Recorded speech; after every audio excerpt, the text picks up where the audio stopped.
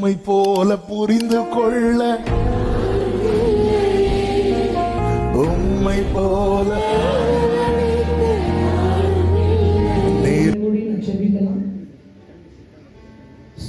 என் பலத்தினால் அல்ல, என் பராக்கிரமத்தினால் அல்ல, தேவன் ஆவியாலே ஆகும் என்று சொன்னது போல என் ஆண்டவராகிய கர்த்தர் உம்மால எல்லாம் ஆகும்படியாக ஜெபிக்கிறோம். ஆண்டவரே, என்னுடைய வாயிலிருந்து வருகிற வார்த்தை அது சொந்த வார்த்தை இருக்க விடாது ஆண்டவரே, அது ஆவியில வார்த்தை வரும்படியாக ஜெபிக்கிறோம்.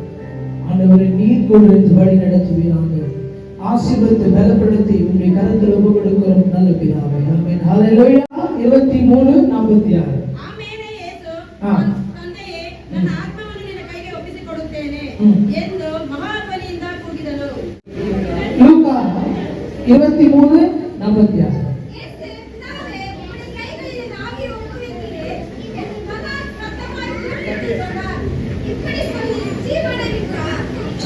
யாருக்கு சொன்னாரு? யாரிடத்துல அவருடைய ஆவியை ஒப்பு கொடுத்தாரு? மனுஷனிடத்துல அல்ல, பொய் பேசுற இடத்துல அல்ல, பிதாவிடத்துல அவருடைய ஆவியை ஒப்பு கொடுத்தார். ஹல்லேலூயா. ஏன்னா ஆண்டவர் ஒரு விசேஷமான ஆண்டவர், எப்பவுமே அவர் ஒரு சேஞ்ச் தான். அவருடைய ஜீவன் கொடுத்த நம்மளுக்கு ஜீவன் கொடுத்தார்ல. ஆமென். அவருடைய ஜீவனை கொடுத்துட்டு நம்ம ஜீவனை என்ன பண்ணாரு?